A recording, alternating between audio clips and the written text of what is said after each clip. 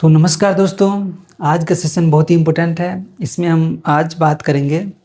आज आज आज जो हम इस टॉपिक को देखेंगे वो है फेडरल फीचर, यानी कि फीचर जो है फेडरल का। इंडियन कॉन्स्टिट्यूशन में फेडरल फीचर क्या है, इंडियन पर्पस में, यानी कि इंडिया में खास करके इंडिया में जो इस चीज़ का है फेडरल फीचर क्या है, इंडिया में यूज होने वाला है ये जो सिस्टम है, ऐसा कितना परसेंट ये फेडरल फीचर इंडिया में, यूनिटरी फीचर इंडिया में यूज हो रहा है। क्योंकि इंडिया में पूरी तरह से ना फेडरल है ना यूनिटरी है, दोनों पूरी तरह से कंप्लीट नहीं है, दोनों मिक्स यूज हो रहा है इंडिया में। तो ये चीज़ें आज इस वीडियो में देखेंगे। इंडियन कॉन्स्टिट्यूशन की फेडरलिज्म के बहुत ही इंपॉर्टेंट टॉपिक है जो हम आज देखने वाले हैं। ये क्वेश्चन, इस टाइप का क्वेश्चन आ सकता है कोई भी गवर्नमेंट एग्जाम में। तो चलते हैं देखते हैं क्या है।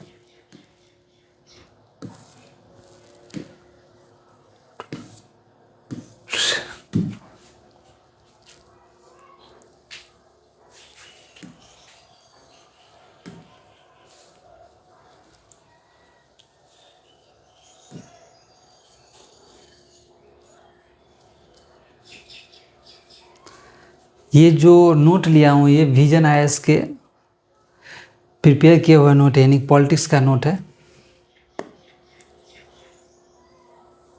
तो उसमें हम देखेंगे इसके बारे में।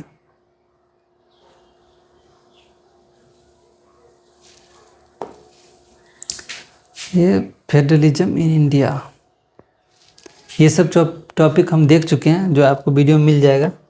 रिटर्न कॉन्स्टिट्यूशन या फिर अनरिटर्न कॉन्स्टिट्यूशन के बारे में ऑलरेडी हम जिक्र कर चुके हैं। प्रेसिडेंशियल या पार्लियामेंट, प्रेसिडेंशियल गवर्नमेंट, पार्लियामेंट्री, ये चीज़ें ऑलरेडी हम डिस्कस कर चुके हैं। ये फीचर ऑफ इंडियन कॉन्स्टिट्यूशन ये भी हम डिस्कस कर चुके हैं। ये टॉपिक भी यूनिटरी सिस्टम और यूनिटरी, ये चीज़ें भी हम जिक्र कर चुके हैं ऑलरेडी दूसरे वीडियो में।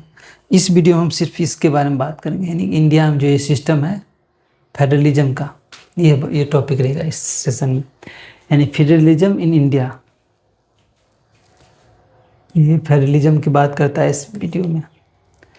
तो Indian federalism is quasi judicial, यानी कि क्वासी मतलब है कि आप आधा, पार्शली आधा आप फेडरल सिस्टम आधे आधी करते हैं काम में, मतलब पूरी तरह से ना यूनिटरी फीचर है ना ही फेडरल फीचर है, यानी कि type having both unitary and federal feature, quasi federal type having, जिसके अंदर बहुत दोनों फीचर आते हैं। इसके अंदर यूनिटरी फीचर भी कुछ आते हैं और फेडरल फीचर भी आते हैं। तो सबसे पहले हम इंडिया में जो यूनिटरी फीचर है उसमें क्या क्या यूज हो रहा है। जैसे यूनिटरी फीचर में इंडिया में अगर देखें तो पहला है residuary power with central government. Residuary power मतलब ऐसी लिस्ट, रेसिड्यूरी लिस्ट कहलाता है जिसके अंदर सेंट्रल गवर्नमेंट ही कानून बनाता है। एक होता है स्टेट लिस्ट, सेंट्रल लिस्ट, और रेसिड्यूरी पावर मतलब सेंट्रल गवर्नमेंट के पास कुछ ऐसे नियम कानून जो नया है उसके ऊपर सेंट्रल गवर्नमेंट कानून बनाता है। स्टेट बाउंड्री की बात करते हैं। State boundary alternation without their consent, यानी अल्टरनेशन बाउंड्री, यानी दो स्टेट के बीच जो बाउंड्री होगा उसका कहाँ पे उससे बाउंड्री होगा, कहाँ से क्या होगा, उसकी डिवीज़न कैसे होगा, ये चीज़ें सेंट्रल डिसाइड करते हैं, ना कि स्टेट से ये कंसेंट लेगा। ये भी एक पावर यूनिटरी फीचर करते हैं। सिंगल सिटीजनशिप की बात करते हैं। इंडिया में सिंगल सिटीजनशिप है, यानी कि एक ही सिटीजनशिप आप है। ऐसा ना हो कि सारे स्टेट में अलग अलग सिटीजनशिप है, कि आप यूपी को हो, एमपी को हो या फिर राजस्थान को, तो आपको अलग अलग सिटीजनशिप नहीं, पूरे इंडिया में एक सिंगल सिटीजनशिप है। तो या फिर सेंट्रल गवर्नमेंट कुछ और, सिटीजन स्टेट कुछ और।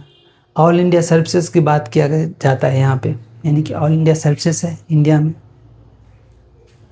ऑल इंडिया सर्विसेज मतलब जो इंडियन स्टेट सर्विसेज है, IPS हो गया, ये सब ऑल इंडिया सर्विसेज होते हैं। Post of governor of state, यानी गवर्नर ऑफ स्टेट इसलिए दिया गया है कि स्टेट वाले जो हैं, स्टेट गवर्नमेंट जो है किसी भी तरह से जो कॉन्स्टिट्यूशन के अगेंस्ट ना चले, इसीलिए पोस्ट दिया गया गवर्नर ऑफ स्टेट। एक तरफ से guardian of constitution of state को माना जाता है गवर्नर को। Integrated audit by the CAG, integrated का मतलब है कि वो जो कैग होते हैं, यानी कि controller auditor general of India जो होते हैं, वो स्टेट के भी कामकाज का ऑडिट कर सकते हैं और सेंट्रल गवर्नमेंट के भी कामकाज की ऑडिट करते हैं कैग। इमरजेंसी प्रोविज़न की बात करते हैं, जिसके अंदर 3 इमरजेंसी दिया गया है इंडियन में। एक होता है फाइनेंशियल इमरजेंसी, एक होता है स्टेट इमरजेंसी जिसको प्रेसिडेंट इमरजेंसी बोलते हैं। दूसरी बात है फाइनेंशियल इमरजेंसी हो गया, स्टेट इमरजेंसी हो गया, एक और इमरजेंसी होता है जब वार के टाइम में यूज़ किया जाता है, नेशनल इमरजेंसी जिसको बोलते हैं। तो इमरजेंसी का भी प्रोविज़न ये यूनिटरी फीचर है एक। दूसरी बात है अपॉइंटमेंट ऑफ हाई कोर्ट जज by the president. High court जज हो या सुप्रीम कोर्ट जज, जिसमें अपॉइंटमेंट जो होता है वो प्रेसिडेंट के द्वारा किया जाता है। ये एक यूनिटरी फीचर है जिसके अंदर सेंट्रल का पावर यूज होता है। यहाँ पे हाई कोर्ट जज हो या फिर सुप्रीम कोर्ट तो है ही, लेकिन हाई कोर्ट जज यानी जो स्टेट में कामकाज न्यायिक सिस्टम जो है, जुडिशियल सिस्टम, उसका भी अपॉइंटमेंट प्रेसिडेंट द्वारा किया जाता है, यानी सेंट्रल पावर है यहाँ पर। दूसरी बात आर्टिकल 9 में article 1 of union of state की बात करता है, यानी कि जो स्टेट है यूनियन है, यूनियन ऑफ स्टेट, यानी यूनियन है जो स्टेट का यूनियन है, यानी कि जो स्टेट है वो पूरी तरह से यूनियन है। यूनियन है जो कहने का मतलब स्टेट का यूनियन है, यानी कि स्टेट का यूनियन है, ये पूरी तरह से इसका यूनियन है, इसीलिए इसका पास ज़्यादा पावर होता है। इसमें स्टेट का यूनियन है ये, ऐसा नहीं यूनियन का स्टेट है, नहीं स्टेट का यूनियन है, इसीलिए इसके पास ज़्यादा पावर है। यहाँ बहुत सारे स्टेट मिलकर एक यूनियन बनता है। दूसरी बात फेडरल की बात करें, फेडरल फीचर की, तो बहुत इंपॉर्टेंट है फेडरल फीचर, जिसके अंदर ये बताया गया है कि रिटर्न कॉन्स्टिट्यूशन होता है फेडरल फीचर में, फर्स्ट है। दूसरी बात सुपरमेसी ऑफ द कॉन्स्टिट्यूशन, यानी कि इसमें संविधान को यानी कॉन्स्टिट्यूशन को सबसे पहले प्रायोरिटी दिया जाता है। और डिवीजन ऑफ पावर, यानी 7th शेड्यूल में दिया गया है डिवीजन ऑफ पावर के, जिसके अंदर सेंट्रल के पास कितना पावर है और स्टेट के पास कितना पावर है, जिसमें डिवीजन ऑफ पावर की बात करता है।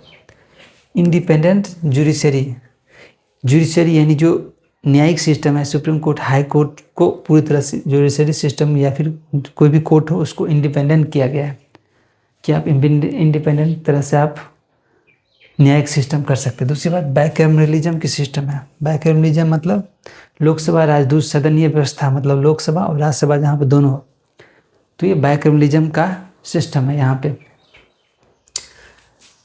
तो ये फीचर हो गया।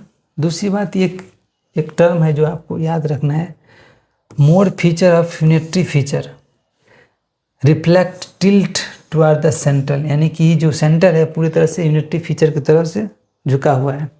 हाउएवर सुप्रीम कोर्ट इन एसआर बोमानी केस में कहा है कि 1994 में held that the federalism is a basic structure, इसके अंदर फेडरलिज्म एक बेसिक स्ट्रक्चर है and is part of the Indian constitution, यानी इंडियन कॉन्स्टिट्यूशन के पार्ट है, इसीलिए इसको चेंज नहीं किया जा सकता। एसआर बोमानी केस में सुप्रीम कोर्ट ने है ये चीज़ का है। तो दोस्तों इस वीडियो में इतना ही रहेगा, नेक्स्ट वीडियो में मिलेंगे, तब तक जय हिंद।